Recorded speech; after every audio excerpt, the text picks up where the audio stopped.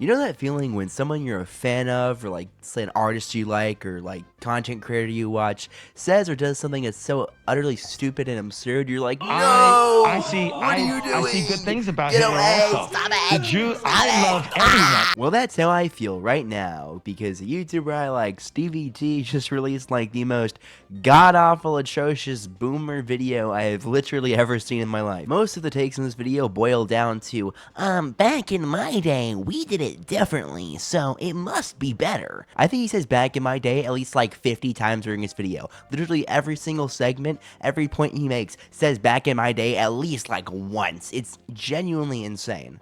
You know, the other day I heard there was a new Disturbed song coming out, and I gotta tell you, I could not be less excited. But why? Am I just old now and have lost all my sense of wonder and excitement? Or has music just collectively got stale? And while I think a little both of those are true, I think the main reason is because of this.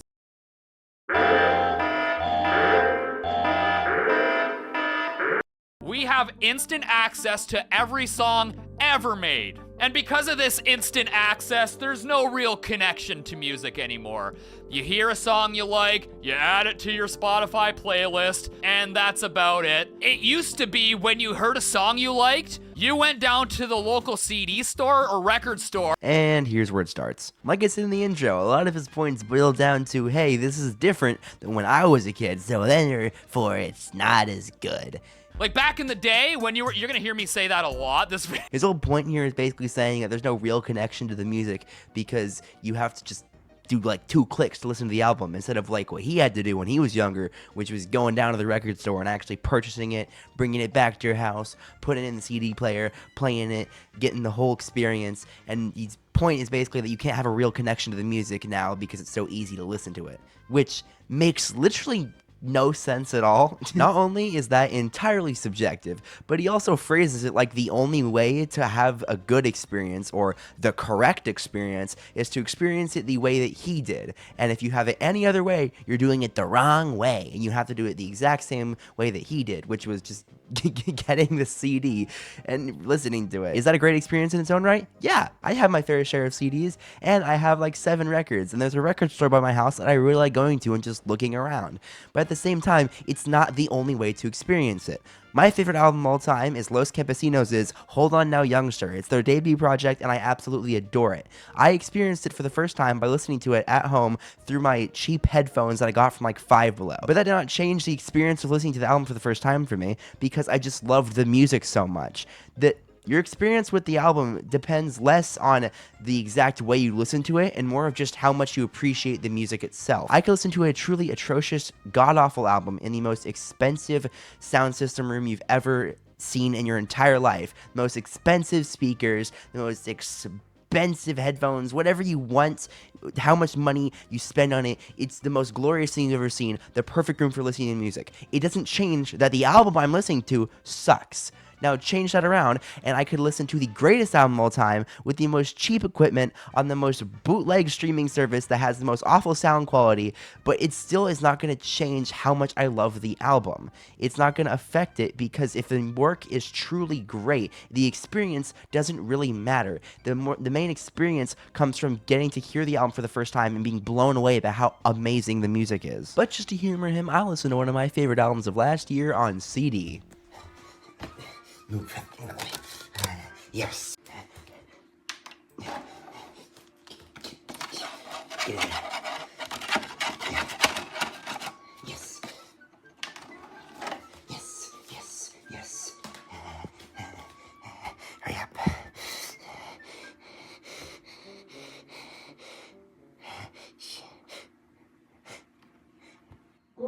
Yeah. And that's another thing. It's just too easy to skip songs now. It's like the whole going through a news feed. You're just like next, next, next, next, next. It's like embedded into our brains now. But back in the day when you were listening to music, you had to commit to it. Like you couldn't just skip a song. Have you ever fast forwarded a cassette tape to try to find the 4th song in? No, you haven't, and it shows. I've done it many times, and let me tell you, it's easier just to listen to the first 3 songs. People don't listen to an album front to back anymore. Back then, we kinda had to. I'm here to tell you right now, We don't care. Let me tell you. We don't care. He did it. He made a good point. The art of releasing a full-length album and having people listen to the whole thing is actually kind of dying out to stuff like TikTok, where only one song will blow up, and so artists will focus on releasing singles that will hopefully blow up on TikTok rather than focusing on the entire album as a whole. And so, now that he's made a good point, you think he'll focus on this one point and really hammer in the fact that TikTok is really killing a lot of album releases? No, he just starts yapping about how we skip songs too much. Then eventually technology got so good, you could skip songs! The only problem is, you know what else skipped? The CD. I remember trying to listen to CDs on the way to school. Buses are kind of bouncy, and every littlest bump, your music would sound like it. That's probably where dubstep... They're like, you were so close. You were so close to making a good argument. Why'd you have to ruin it? He literally takes like 2 more minutes just going through the history of skipping songs and how CDs would accidentally skip around and stuff whenever he was on the school bus and would bump around. And I'm like, dude, what does this have to do with literally anything at all? If his point here is that back then you loved music so much, you would just sit through all of the garbage songs to get through the one song you really wanted to see. And you'd also put up with a bunch of garbage like constantly skipping around just because you really wanted to listen to the music. Then how is that like any different than me saying that, oh, the listening experience, it doesn't matter because I listened to my favorite album with cheap equipment, you listen to your album with older equipment that didn't work as well. The experience doesn't matter. What matters is the quality of the music. You had a bad experience listening to music because you were younger and back then the quality wasn't as good on the equipment. I had a okay experience listening to it just because I had cheap headphones and a cheap streaming service. Whatever it is, what matters is that the music itself was really good, and music itself is still really good to this day. You'd be on the bus and the CDs still skipped like Jim Bro on leg day. It was a pain in the royal ass! But I remember it. I have fond memories of listening to my CDs. There are just no memories attached to music anymore. What? One of my favorite pastimes is to go back and listen to music that I really liked growing up. Whether it be albums, whether it be stupid songs about freaking video games and stuff, I love to go back and listen to the stuff that I enjoyed too. I like listening to my old playlists on Spotify. I like going through and listening to educational songs I used to listen to growing up. It's fun. It's fun to do because you go back and you have that memory of, hey, even if it's the most god-awful thing you've ever listened to, I liked this, and so I can appreciate this for being a part of me when I was younger. To say that new music doesn't have memories attached is the stupidest thing in the world because you can't just stop your brain from having memories because the music isn't as good or the experience isn't as good as it was when you were younger or like when you were a kid, because that's just how the brain works. Everybody will have memories of their own way. Kids these days will have memories of Skibbity Toilet when they are older because that's just what they grew up with, and that's perfectly fine. We might think it's cringe now. I think Skibbity Toilet is awful, but at the same time I can still appreciate that kids will grow up and have fond memories of Skibbity Toilet. They can look back on it and still and go, this is the worst thing I've ever seen in my life, but still appreciate the fact that they have fond memories of growing up with it. I look back on like stupid stuff that I watched growing up with a fond rose-tinted glasses because I know that even though it is the most god-awful YouTube brain rot ever made, the Elsa Gate stupid cringe kids content that it was, I know that it did make me happy when I was younger, and I appreciate it for that. Maybe not Elsagate, but other stuff. Because that connection isn't there. Or maybe they will and I'm just a boomer complaining about everything. Man, I remember when I was a teenager, I would just walk through Sunrise Records, just browsing through the CDs, and I would buy a CD just because I liked the album cover. Okay, here I am back on Spotify. And it's my library, and I'm gonna look through and I'm gonna point stuff out about my library. Let's do a little bit of digging, a little bit of research. This album, Nell Noir 2. I've been meaning to listen to the whole thing. I listened to it like a little halfway through. I thought it was pretty fun little album. You might be wondering, how did I find out about this album? Well, Spotify recommended it to me, and I clicked on it, and because I thought this was a funny album cover. Continuing to scroll down a bit. What do we got here? Okay, we got Cute Vibes. It's a freaking Miku album thing. Why did I click on it? Thought the album cover is cute. Same thing with this love story. Same thing with this one. Thought it was cute album cover. So I clicked save. Looking through this Goat Yay. I knew Goat Yay. Off the big hit. I thought this was a dope ass album cover, and so I clicked on it. The only way. This song is a certified hood classic. A lot of the Japanese EDM music crap I have saved is because I go, hey, that's a cute album cover, and then I go save. Same thing with Torch. This album, I didn't know that it would have the Scott Pilgrim intro song on it.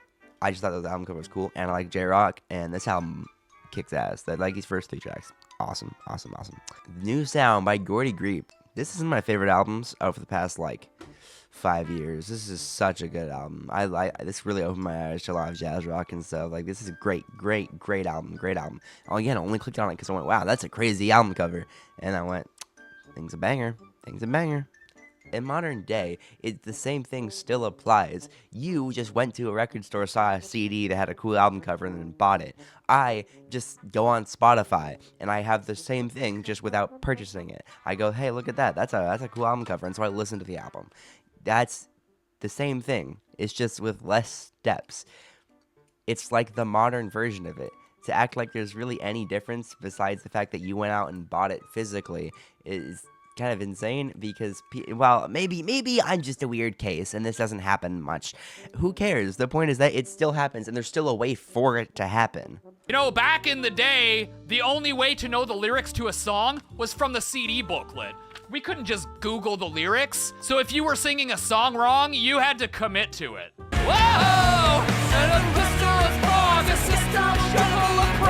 But these CD booklets had more than just lyrics, man. You were actually introduced to the bands, and you got to read all their thanks. Always thank Jesus first. There was a connection to the band. You knew all the band members' names, except for the bass player.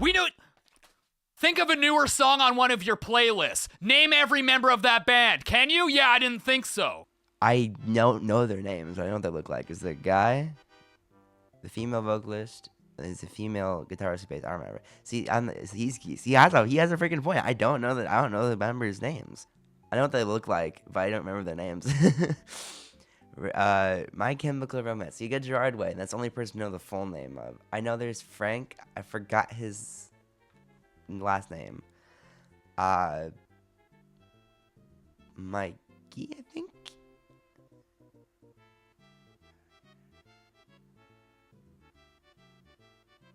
And Miku. It's Miku. Los Campesinos is my favorite band of all time, and I couldn't tell you every single member's name. I could tell you some of the members that have left because I know them for some reason. Okay, looking at this photo, Gareth Hazy. Gareth Campesino, I should say. I got a signed photo that came with my vinyl. It's his sister, Kim. And then I don't know.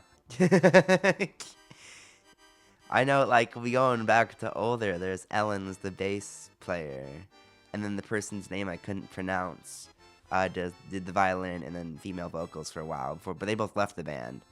But yeah, I couldn't. He's right. I couldn't tell you, but at the same time, that doesn't really matter. Tell me the main people who made your favorite movie of all time, like the cinematographer, the director, the lead actors, the scriptwriter, every main person on the film. Tell me their names. If you can't, that's fine. Doesn't negate the fact that the movie's incredible. The same thing with Los Campesinos. I couldn't tell you everyone's names. I'm trying to memorize them, but I couldn't tell you everyone's names. It's more of a kind of a cool fan thing, Instead of it being actually some important thing to the listening experience, it's kind of just a cool hey, once you're a big enough fan of the band, it's cool to know everyone's names. And yeah, if you have the CD, it's probably pretty dope to look through the CD thing and be like, hey, look at that, that's all the guys in there, that's all the goobers that made this thing I'm listening to. But that doesn't matter at all in any way, shape, or form. For the actual listening experience, it's cool, but it doesn't affect the quality of the music or the experience of listening to the music. I know the name of every member of Dragon Force. I remember the first time I heard Dragon Force, right after, drove right down to Sunrise Records, and I bought the album. There it is, and I busted it out, and I played it ever since. I remember hearing this new band, so I went out and I bought this. And of course, I've been hooked up with this.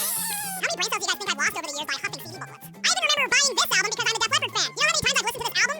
Less than once. Because we were living in tomorrow. You could download music on your computer. My program of choice was LimeWire, but there were many variations. But the advantage of these programs was you could not only download a song, but you could also download a virus that would destroy your... This part of the video is where it kind of proves to me that this whole thing is very much just kind of nostalgia bait, even if unintentional, is entirely nostalgia bait. Half the video is him just kind of doing the whole back in my day thing, and then he does this segment for like so long talking about like CDs and downloading music to the computer when he was younger and all this viruses and whatever, but doesn't like actually give an argument for the supports the title of the video. He kind of just like calls in this crowd of like people who are his age to come watch the video and be like, yeah, he's so right, guys. But the only reason they think he's right is because they lived through it too, and so they have nostalgia bias. That's kind of this entire video.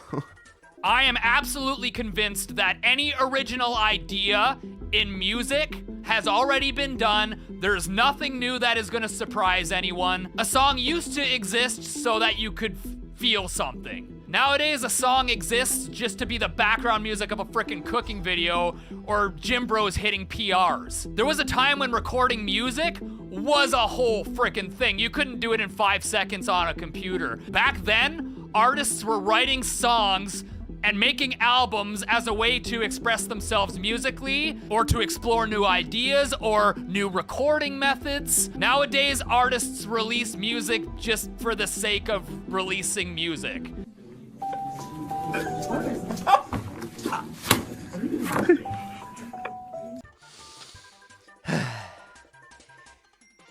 What are you even talking about? No! Just, no, you're just objectively freaking wrong.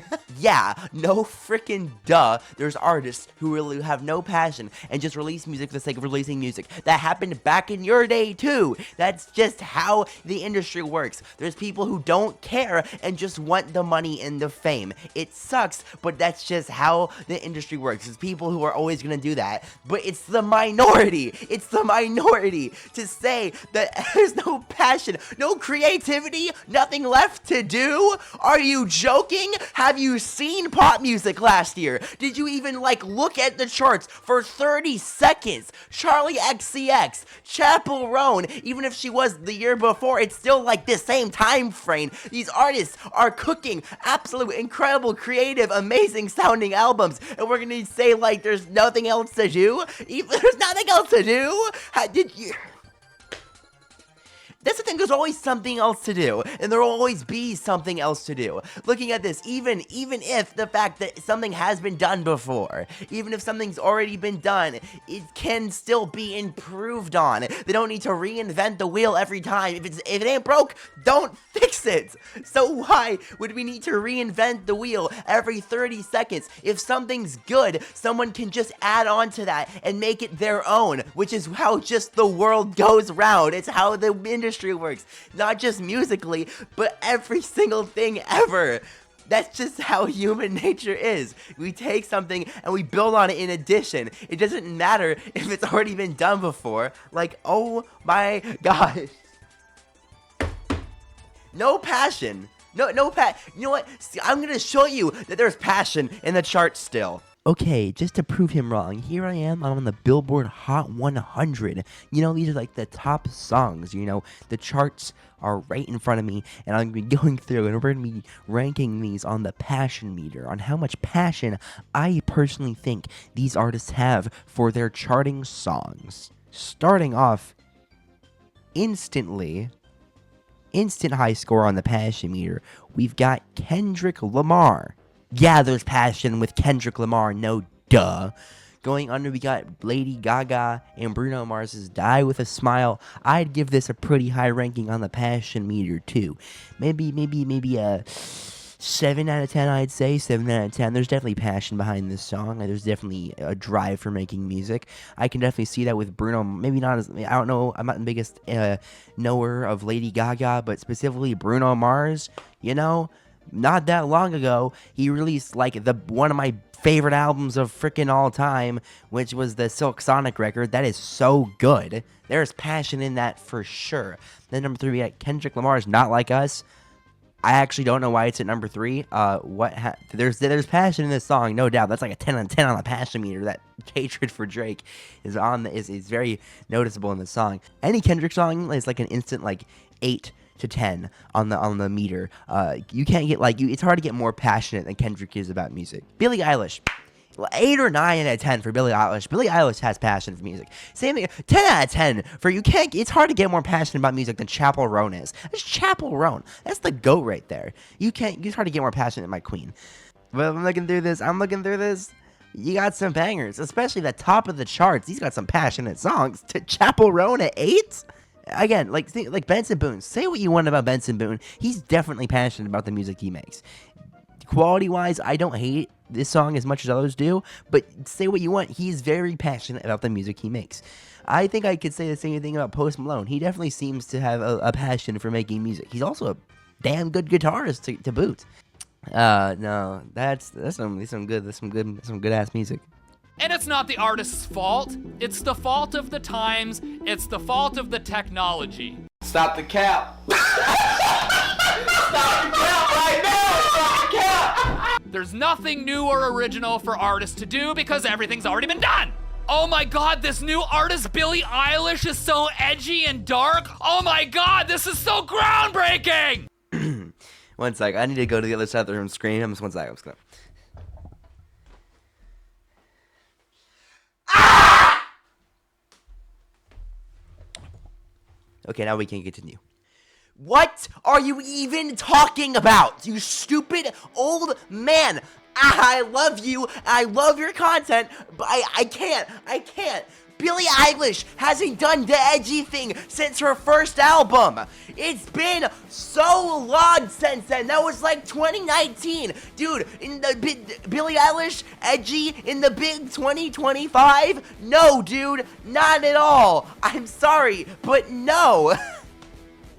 Birds of a feather, we should stick together. That's not edgy, girly pop. That's not edgy. Listen to a Billie Eilish song and go, guys. Listen to Lunch. Tell me Lunch. How is Lunch in any way edgy? It's honestly just disrespectful to Billie Eilish to sum up her entire persona and music as edgy. It's not Billie Eilish. Look at any interview of Billie Eilish. She's the goofiest person literally ever. Look up the clip of her and calling Tyler the Creator to do the prank call thing. This is the goofiest interaction between two goofy little musicians ever. How is that edgy? Oh my gosh, I'm about to explode. And I gotta tell you wanna know what genre is the most stale of all? Rock music. I mean, rock music has been around for a very long time now. It's just, there's nothing more to do. Just stop. Stop it. Get some help. Okay, you know what? I'll give it to you. Mainstream rock is pretty stinky, bland, and boring. The Rolling Stones just won a Grammy in the big year of our Lord 2025. The Rolling Stones. That album was garbage, but they still won a Grammy. I don't know how they beat Jack White, but they did. Same thing with Green Day. They were even nominated. That Green Day album, it sucks. It's so boring. It's so unoriginal. It's so uninspired. That, if you want an example of a band that is making music just for the sake of making music, that's Green Day. That sums up Saviors in one sentence. But oh my gosh, new bands, new modern rock bands are actually killing it. You just need to listen to something that's not the top 5 on the freaking Billboard charts. You got to look a little deeper than whatever is the more popular song. Oh, I assure you, bands that you liked growing up, you had to look a little deeper for. Like you said, finding bands you like by just looking at the cover art in a freaking record store and being like, hey, this was cool, and purchasing it. You had to look a little deeper for those. Those weren't just the mainstream songs. You just picked it out because you thought, hey, this might be good. Do that with more music. You have to look a little deeper than the more mainstream stuff to find something like Knocked Loose, which is a pretty big album. They were just on Jimmy Kimmel. Great performance, by the way. I hate Jimmy Kimmel, but that was a great performance. They killed it. Their new album is amazing. I love the new Knocked Loose album. Gordy Greep, someone I mentioned before, has an incredibly great jazz rock album that just came out. Like, it's so good. It's so creative and so original, too. It's such a good album. And then you have people like freaking like Jack White. Well, it's not the most original thing. It's not the most creative thing. It's still a damn good garage rock album created in the year 2025. And it's just to pretend like there's no good or creative original rock music is so insane. You have to look a little deeper than what's on the mainstream level. You have to just use your brain. Use your brain. Use your brain.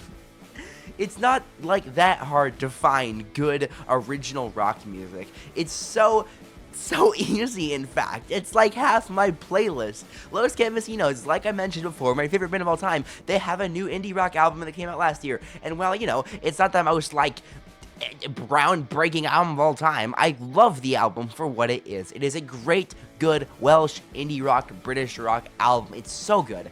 I love it so much. And it still has creativity into it with the songwriting, because of how good of a songwriter Gareth is. The music doesn't even need to be groundbreaking, and yet still, artists are pushing the boundaries of rock. Like I said, Gordy Creep, freaking 3D Country by Geese is such a good album. Specifically, I love the opening track. That's my favorite song on the album. Just give that thing a listen. That is such a creative rock song. It's so good. And then you have artists like Porter Robinson, an EDM artist, pulling indie rock elements for his newest album. And it's just... It's just, they're all so good. And to pretend like rock is bland and uninteresting now as a whole, it's just so ignorant and just so wrong. You just have to look a little deeper than whatever's on the Grammy list, because everybody's already lost credibility in the Grammys in the first place. So if you want to find a good rock album, don't listen to the people who were in their prime 30 years ago. Listen to new and modern rock that's absolutely killing it. And I gotta ask you something. What the hell happened to music videos? Recently, a song came up on one of my playlists that I actually liked, and I was like, I have to see the music video for this song. This song is freaking sick. So I went on YouTube to watch the music video, and there was none. Oh, but there was a lyric video! Okay, maybe this is a boomer complaint, but lyric videos are not a substitute for music videos. Sorry. Well, lyric videos aren't supposed to be, like, connected to music videos in any way. Lyric videos are kind of just there to fill space. Instead of just kind of posting the song with, like, a PNG of the album cover, what people do is you put a little lyric video so people can sing along, you know, it's still, like, a little, like, motion-y kind of thing. It's not supposed to be a replacement or substitute for music videos. It's its own thing. Music videos are getting really expensive, like, as of lately. You know how expensive it would be to make a music video for every single song on an album? That would be actually insane, and that's not even taking into account songs that shouldn't have music videos, like, let's say, interlude tracks, or something that's like more of a slow, emotional, personal thing that really wouldn't make sense to have a music video for it. You don't need to make a music video because you just put the lyric video out there. They're not supposed to be substitutes or replacements. They're supposed to be their own thing that are kind of just there as, like, filling space. I don't, like, understand what the problem with lyric videos are. If a song is big enough, it'll probably get a music video. If it's, like, the biggest song off the album, or, like, the lead single, it'll get a music video. So, yeah, it sucks, like, if you're someone like me, whose favorite Nirvana song is Territorial Pissings, and that isn't, like, the big one, so it doesn't have a music video. It sucks, because you want to see a music video for a song, but you just don't have a music video for it. It wasn't big enough, or it wasn't the lead single, or it just wasn't meant to be. But you just suck it up. It's fine. It doesn't change the music at all. This is entirely a very nitpicky boomer answer. Unless you actually went to a live concert, which I can't believe is still a thing. Even Warp Tour is returning, and all these When We Were Young Fest. Clearly, there's now a nostalgic need for us to relive music from our past when the times were just very primitive and not nearly as technologically advanced as they are now, but they were just better somehow. Or maybe it's because the exact thing I've been talking about throughout this entire damn video. Nostalgia bias. I think it's time you realize you're getting to the age where companies and things will try to pry on you for nostalgic bias. That's happening with Disney trying to remake all of their old animated films into live-action features. They're preying on the nostalgia that these adults have for these kid movies when they were younger. That's exactly what tours and things are doing for you guys now that you're getting to that age. And while that's cool and all, it still doesn't negate the fact that modern music is still well, great, and popular for this generation. They're still making music, having a good old time, and having their own festivals like Coachella and Lollapalooza and different things like that for more modern music compared to the other festivals that are mainly for, like, the nostalgic adults who want to just kind of look back on the fonder times, which again is all perfectly fine, but it still doesn't just instantly cancel out any actual festivals for modern music. And with what you said about how like adults want to go back to times where just better. It's not necessarily that times were objectively better, and more the fact that adults just look back on those times fondly with rose-tinted glasses. While I do agree that music back then is pretty cool, I love a lot of it, it doesn't mean that it's just objectively better now that you look back fondly of it. Just because adults want to go back to the times when they were younger doesn't mean that, oh, it must be better because adults want to go back. Always adults want to go back. Even if the times were absolutely awful, the adults would still want to go back because they just look back fondly on their youth. It's perfectly fine, but you can't use it as an argument to negate the fact that modern music isn't good enough. It's just not good enough for you guys, people who want to look back on their youth fondly. It's completely different. It's nothing like it was back then. And so that's kind of messing with perception, and so they want to go back to a time where everything was more like how they were used to, which is perfectly fine. But still, you can't use it as an argument to say that, well, modern music just isn't as good. Because, while some of it isn't, a lot of it really is. And a lot of it surpasses the music that you grew up with, in my opinion. And like I said, I am young, so I'll probably look back on modern music when I'm older with the same view you do. I'm probably not going to be right. New music will probably have improved. I'll try my best, though, not to talk like a 50-year-old boomer. So now I pose you the question. Has music plateaued? I think the only way to evolve musically from here is to devolve. Hence why there's now a resurgence in vinyl and even cassettes. We're just in a confusing time right now. Technology is moving so fast we don't know what to do with it. Every scene, not just the music scene, is so oversaturated. We're just overwhelmed with everything and we don't know where to go from here. Or maybe I'm just a boomer complaining because music isn't the same as it was when I was young. Oh, hold on. Get off my lawn, you damn kids! I've recorded this stupid segment like 15 times, and I keep stuttering and messing it up, and I'm gonna kill myself. I think Stevie T is actually kind of right here. I feel like a great way for us to improve when it comes to music is to take a little step back. Maybe not as much of a step back as he's implying, but a step back nonetheless. I feel like taking little bits and pieces from like older music of their genres and then merging it with the new sound of the genre might make a pretty cool sound. I feel like artists like Dua Lipa, the Future Nostalgia, that's a lot of that album. It's kind of just taking older pop songs, using samples and interpolation to make it her own new thing. That's why it's called Future Nostalgia. Great album. And I really like what it does there.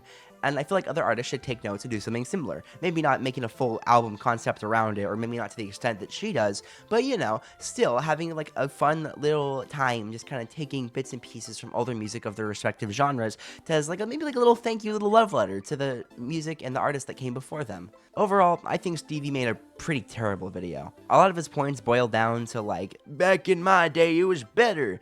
And while yeah, he does acknowledge that he's probably doing that, it still doesn't negate the fact that he made an entire video doing that just for most of the comments to completely agree with him, even though they're completely wrong in every single way. So Stevie, if you somehow, by some miracle, end up watching this video, I love you, love your videos, continue to produce great things, and at least you acknowledge that maybe some of your takes may have been a bit boober influenced. Have a great day.